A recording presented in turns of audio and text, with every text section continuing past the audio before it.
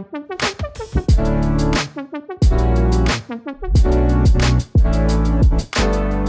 everyone, I'm Tom Eilon. I'm the co-founder at the Electric Car Scheme and here to talk to you about how employees engage in net zero benefits.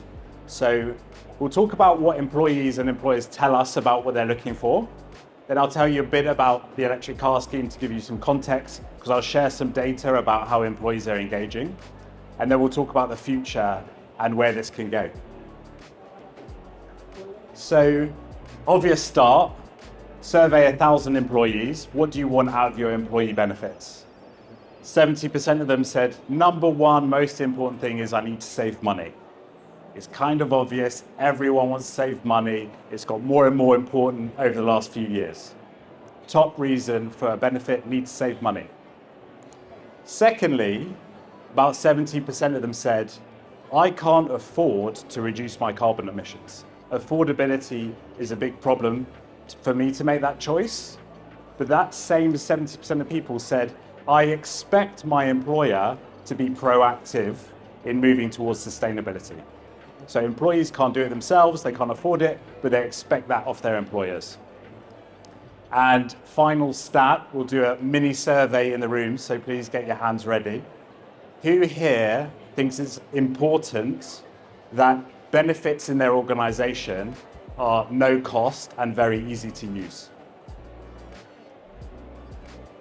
99%. One at the back didn't put their hand up, right? So benefits have to be free and easy to use. So if we get this right, if we help people save money, help them move towards net zero, and it's simple and free to use, we're solving a problem. And that's what we try and do at the Electric Car Scheme. So our company offers electric car salary sacrifice for employees. This is what it would look like if you're an employee logged in. You get in, see all the electric cars on the market, pick the car you want, you can add insurance, you can add a charge point installation, spec the car, and you get through to a quote. And in this case, the car quote is about £800 a month, but because they're salary sacrificing that, the net cost to them is only about £500 a month. So in this case, they're saving about £10,000 on getting into that car. So saving money, helping them towards net zero. It's also free, and we try and make it as easy to use as possible for employers. And we've had some success. If you hit that magic triangle, I think we can be successful. So we have about 1,500 employers working with us today. And the reason it's working, the core reasons it's working, are first, we spend a lot of time and focus trying to access the cheapest, most affordable deals on cars. Okay? Affordability drives the engagement. So we work with all the big funders in the UK. Prices move around every day, and we pick the cheapest cars, deals on that day. If an employer wants a specific car, we'll find the cheapest deal. Then for the employer, often concerned about taking on cars in the business, we cover all the risk. There's no potential downside or costs of taking cars into the business. We cover that. There's no cost to the employers. And we'll obviously put on some white gloves and have a nice white glove service for employers to make it work, make it easy for them. So that tells you what we do. I'll share how employees are engaging in this type of benefit. We put a lot of focus on launching a scheme. The beginning sets the tone and drives the engagement. So for our average company, in the first month, about a third of the employee base will hear about it, come on the website, look at the offering, learn about the offering, quote on a car. And that drives people who are considering getting a car now and in the next year to actually get an EV through this way. And we achieve about 2% to 8% of the employee base actually get a car through the scheme each year. So obviously people take their time in thinking about a car, or their car finance might be up, not this year, next year. So when they're ready, they come forward, and you can expect an increasing amount of employees to actually get a car. Obviously, as EVs become more popular, that goes up and up and up, and you should see that grow. 2% is more central city, bunch of young guns, not many of them drive. 8% is more rural, people into their cars, commuting in, you'll get to 8% in the first year. The average employee who gets into a car, I said the example was they save 10 grand. So per year, our average is £4,000 saving per year, net. It's the equivalent of your employer giving you a £6,000 pay rise, right? So just mechanically, you can transfer this benefit into effectively a compensation increase. And compensation drives results. We see people who get a car are much, much less likely to resign than the rest of the workforce. Stats are about half the rates. This absolutely drives retention in the employee base. In terms of employee engagement, there's a few things that drive good engagement. This is an example with Dreams. We went to their bed quarters in High Wycombe. That's what they call it, big sign saying bed quarters. And we brought about 20 electric cars for a drive day. All the employees came out, have a look at the cars, understand the scheme. Really nice way to kind of start the process. But there's a couple other really simple ways to drive engagement. The first is webinars. So we host a half-an-hour webinar for employees. We'll do as many of them as it takes at launch, sometimes book in 5 over the first few weeks. And then we'll book in 1 for all employees. They can join if they want every quarter. And so when they are thinking about getting a car, there's a webinar in the diary for them to learn about it. And the second simple one is an email onboarding journey. So we upload all the employees into the scheme. They get an introduction saying, wow, you got this new benefit from your employer. Might you be interested in the future? Anyone who not going to drive will opt out, and everyone else will get an educational journey once a month saying, this is what's happening with the scheme, this is what's available, so that when they start thinking about it, they will come with questions to us. And that's important because your HR team does not want questions about when can I get a Polestar 3?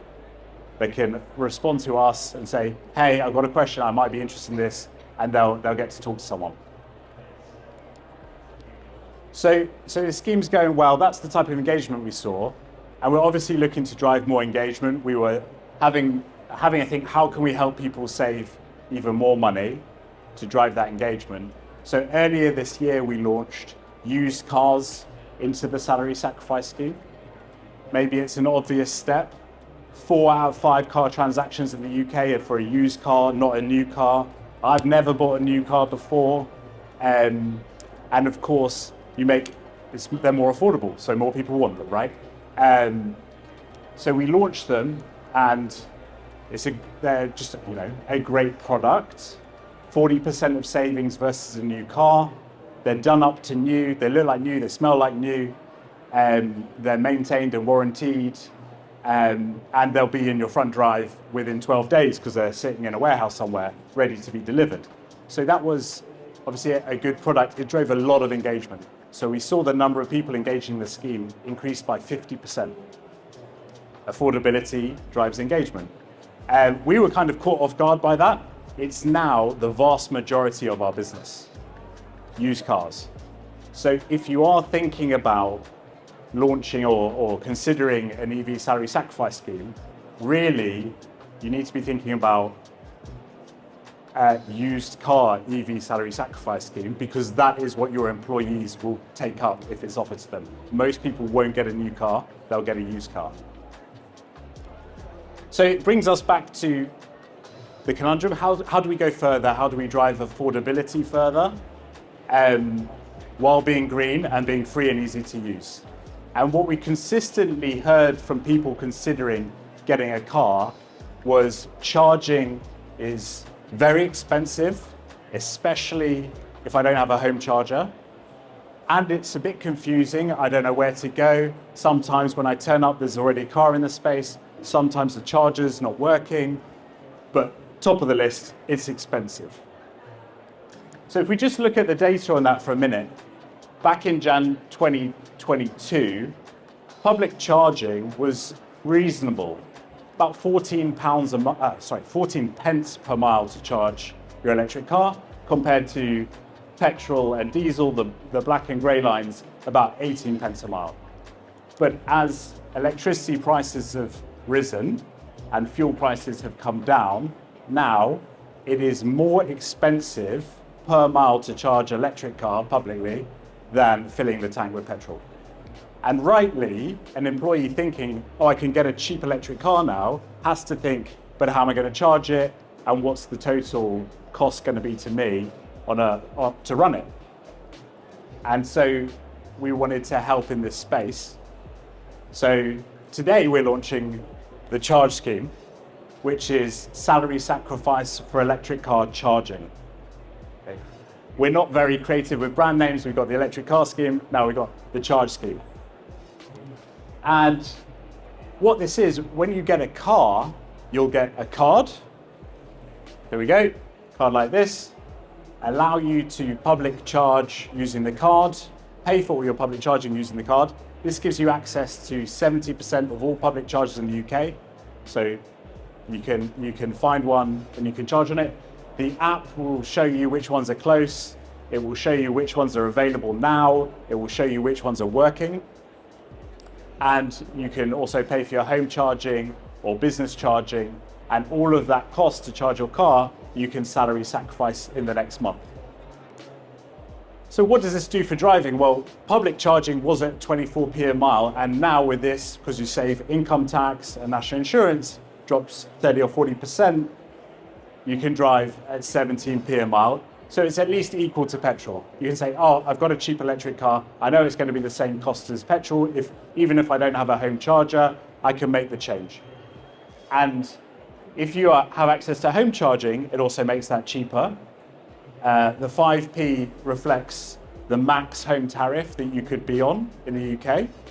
And if you have a Wizzy overnight scheme or an electric car specific energy tariff, you can basically drive for free. Half a penny a mile. So what does this mean for employees? Okay, so someone who's home charging, they're going to save another £1,000 on the car, driving the car over the lease. For someone who's only got access to public charging, that's another £4,000 that they can save. So it's really material. That's net. It's basically allowing you to pay your staff more without dipping into your own pocket. So how does it work? As I said, they get the card, they get the app, they'll link their debit card to the charge card. So they are paying for their public charge. It's not coming out the business pocket, it's coming out the employee's pocket. They're paying for their home charge, they pay on their utility bill, and then employees will give us their mileage at the end of the month. We do all the calculation to work out what has been the cost of charging for that electric car. And then in the following month, the employer will provide a reimbursement as an expense for the cost, and at the same time reduce gross salary by the same amount, effectively allowing them to avoid income tax and national insurance on the cost of charging. But it's net neutral every month for the employer. There's no money out the door. It's free to use. And it should be as simple as that. This is an example of an employee coming in, giving us their mileage, saving £50 in the month, and it will just keep rolling like that until they give the car back. This has been live with a bunch of our clients already who've been testing it for us over the last year. This is a chap called John Reynolds, who was given a card by his company to test it. He was absolutely chuffed. He only has access to public charging, spending a lot of money. He uses this on all his charging sessions, and he's going to be saving £1,000 a year. He's delighted his employer gave him this card and told him he could use the charge scheme. So from today, the charge scheme is available. If you have access to the electric car scheme, it obviously will include the charge scheme, but also if any of you have access to other salary sacrifice schemes, then you can add the charge scheme onto that scheme. So hands up, my colleagues in the audience, if you want to talk to my colleagues about it, they're over here. We can certainly help you out there. But I guess coming back to the point of the talk, what drives engagement in employees? It's affordability. If you can give your employees a route to save money and save more money then that will drive their engagement in the employee benefit and help them stick around and drive retention. Very happy to take questions, and thank you very much.